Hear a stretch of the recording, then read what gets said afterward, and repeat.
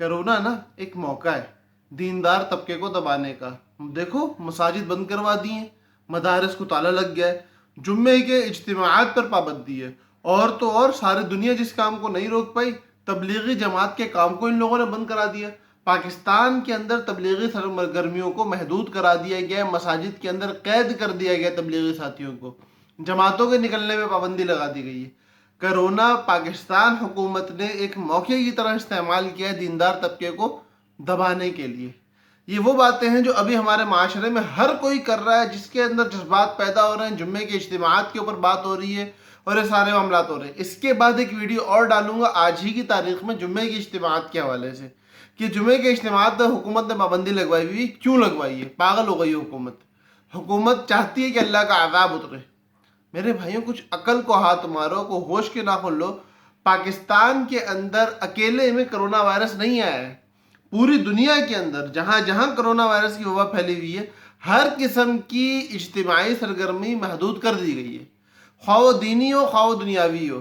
اس پر اگر آپ یہ اعتراض کرتے ہو بیوقوفی میں آگے کہ رینجرز کھلی ہوئی چل رہی ہے، آرمی کھلی ہوئی چل رہی ہے، ہمارے ہاسپٹلس کھلے ہوئے، ہمارے گروسری سٹورز کھلے ہوئے، وہاں کسی کو کرونا نہیں ہو رہا، ٹی وی چینلز کے اوپر بات کی جا سکتی ہے کہ ان میں سے سب کا کھلا ہوا ہونا اور اتنا زیادہ کام کرنا مناسب بات نہیں، بات سمجھ میں آنے والی نہیں ہے۔ لیکن اس کے علاوہ جتنی چیزیں کھولنے کی اجازت ہے نا، وہ ساری کی ساری ہماری بھلائی اور فائدے کے لیے کھولی ہوئی ہیں۔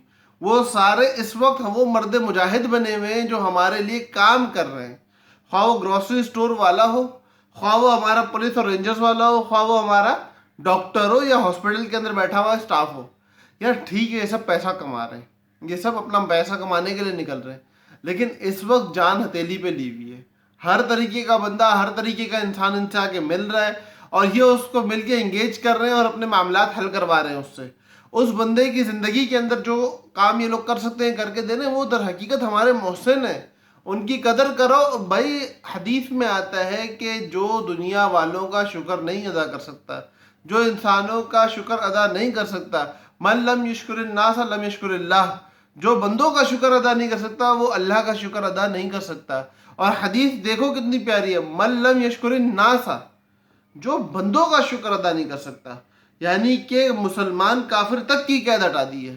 اب ہم کہیں ہماری پولیس ہے، رینجرز ہے، آرمی، ان کا شکر ادا کرو، یہ ہمارے لیے کام کر رہے ہیں، پہلی بات۔ دوسری بات یہ ہے کہ پاکستان میں کوئی دینی معاملات کے اوپر وار نہیں کیا گیا ہے، پاکستان میں کوئی دینی معاملات کے اوپر حملہ نہیں کیا گیا ہے، بلکہ پاکستان کے تمام تر جید علماء کو، بڑے اکابرین کو جمع کیا گیا اور ان اکابرین کی مشاورت سے یہ سارے معاملات ہوئے۔ اور جب اکابرین کی بات آ جاتی ہے تو ہم ہر جگہ اپنے اکابر کو لے کے رو رہے ہوتے ہیں کہ ہمارے اکابرین نے یوں فرمایا، ہمارے اکابر تو یوں کہتے ہیں، ہمارے بڑے تو اس طرح کہتے ہیں، اور ہم اپنے بڑوں کی بات کو مان کے چلنے والی قوم ہیں، تو آج بڑوں کی کیوں نہیں مان رہے؟ آج اپنے جذبات کے پیچھے کیوں نہیں لگ رہے؟ میرے بھائیوں، ایسا نہ کرو۔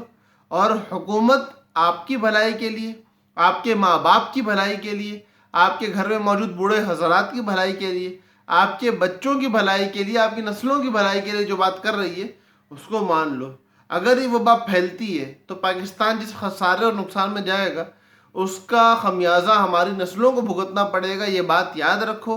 اور احتیاط علاج سے کئی گنا بہتر ہے، اس لیے اس احتیاط کو مان کے چلو۔ حکومت اور اپنے اداروں کے خلاف پروپیگنڈا کا ساتھ نہ دو۔ اور وہ جو لوگ شور مچا رہے ہیں نا کہ دین کے اوپر حملے کیے جا رہے ہیں، کوئی دین پہ حملہ نہیں ہے، یہ پورے ملک کی نہیں بلکہ پوری دنیا کے اوپر آئی ہوئی ایک وبائی مرض ہے، اور اس مرض سے نکلنے کے لیے ہر قسم کی سوشل ڈسٹینسنگ ضروری ہے، اور اسی کا حصہ ہماری مساجد اور جمعوں کے اجتماعات کے اوپر کمی کرنا، اور اسی کا حصہ ہمارے تبلیغی اجتماعات کے اوپر کمی کرنا ہے۔ اور ہمارے بڑوں نے جب حکومت کے اوپر سپورٹ کا ہاتھ رکھ دیا ہے، ہمارے بڑوں نے جب حکومت کی سپورٹ کر دی ہے، تو میری اور آپ کی کوئی اوقات نہیں ہے کہ ہم حکومت کے خلاف بولنے کے مجاز ہوں۔ اللہ پاک ہم سب کا حامی و ناصر ہو۔ السلام علیکم ورحمۃ اللہ وبرکاتہ۔